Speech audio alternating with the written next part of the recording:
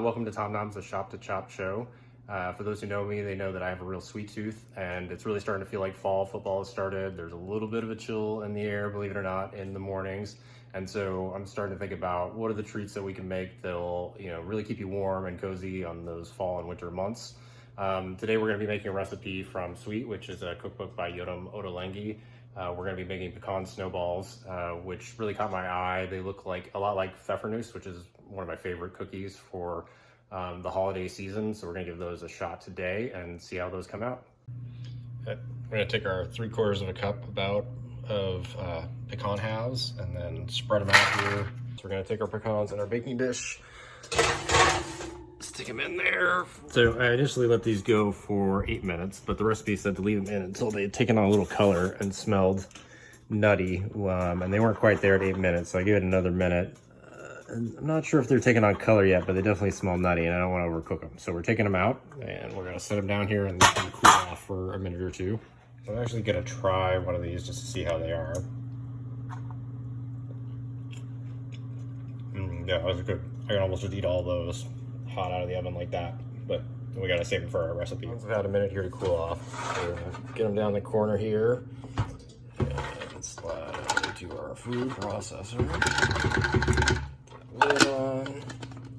Now the directions say that we want to get these crumbled down but not into a paste, so we're just going to carefully grind these here so that we don't take them down too much. Alright, I think we're good to go there. From before, we have our finely chopped pecans. We have 8.5 ounces of unsalted butter at room temperature cubed. We have 1.25 cups plus a tablespoon of all-purpose flour. We have 1/2 cup plus a tablespoon of confectioner's sugar.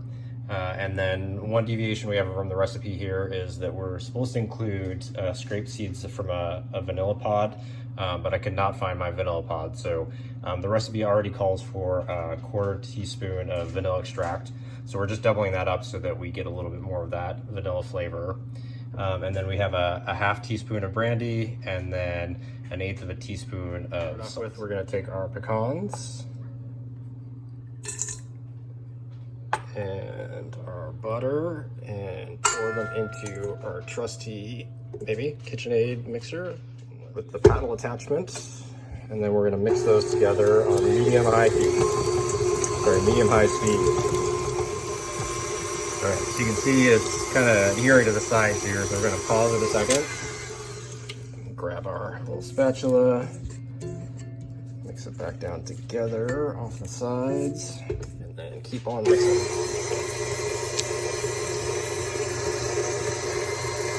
And I gotta tell you, that already smells amazing. I probably should have made more pecans because I've been eating them all along the way, and they smell so good. Once that's all mixed together, we're going to add the rest of our ingredients except for the flour. Put it in there.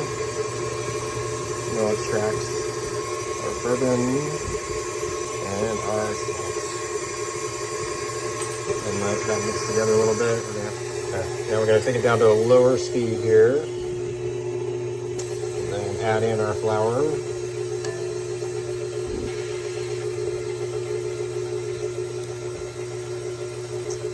Go for a second. We're gonna have to scrape down the sides here again in a second.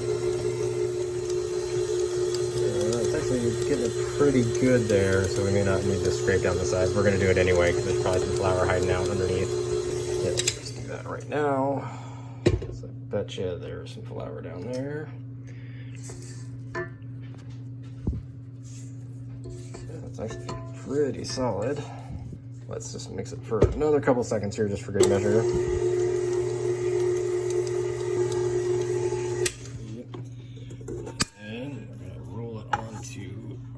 Surface there. I think we got pretty much all of it.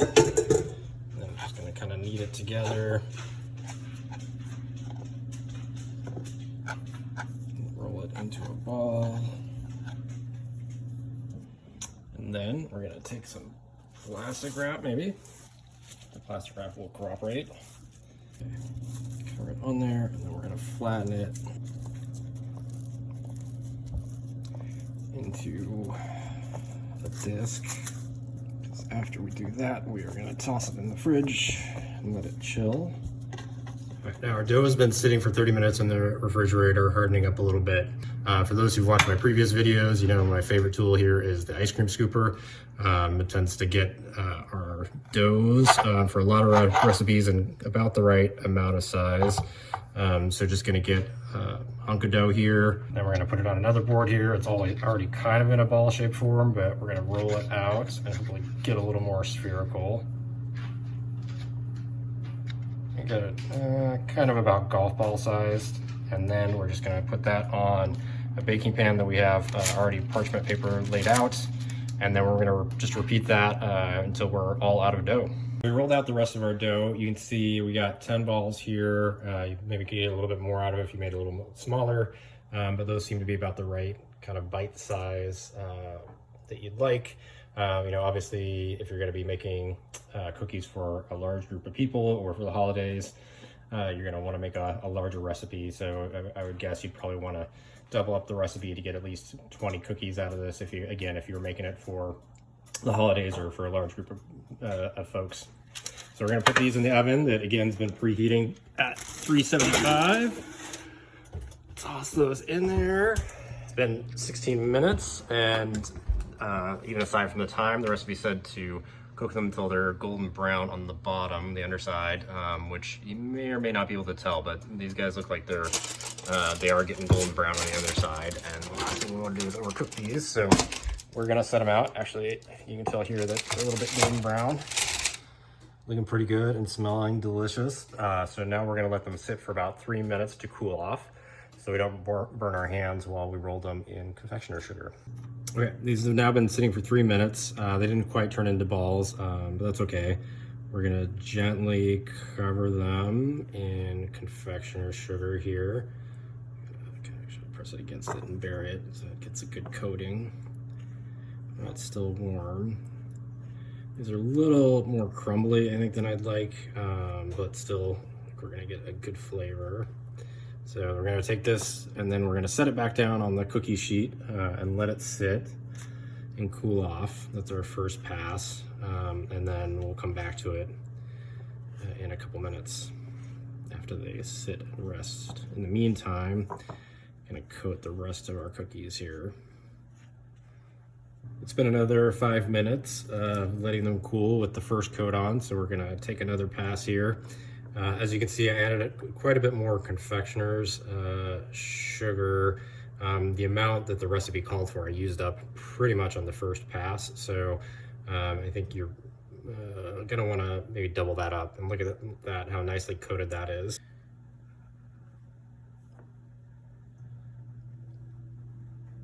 One thing about these too that it's careful, it seems to be less of an issue now that they've sat a little longer, is that they were pretty crumbly the first pass through, so I had to be real gentle.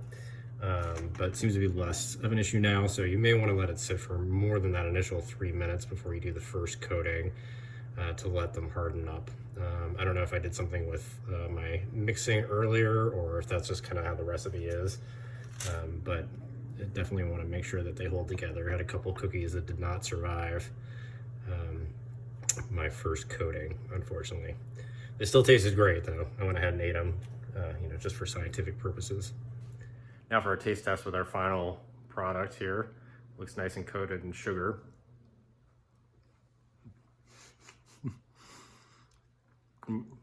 It's really good. Definitely melts in your mouth. A little crumbly, but kind of dissolving at the same time. I might go a little bit lighter on the confectioner sugar for future versions, but I think your mileage will vary on that. But it's pretty good stuff. Tastes a little bit like a pfeffernusse, not quite, but I think this one would probably go in the rotation. So I definitely will make these ones again. Okay, so now for our expert taste tester. What do you think? I couldn't see the thumbs up. There we go. Yeah. Should I make those again? All right. So that's thumbs up for the recipe from both of us. So thanks again for joining us, and we'll see you again next time.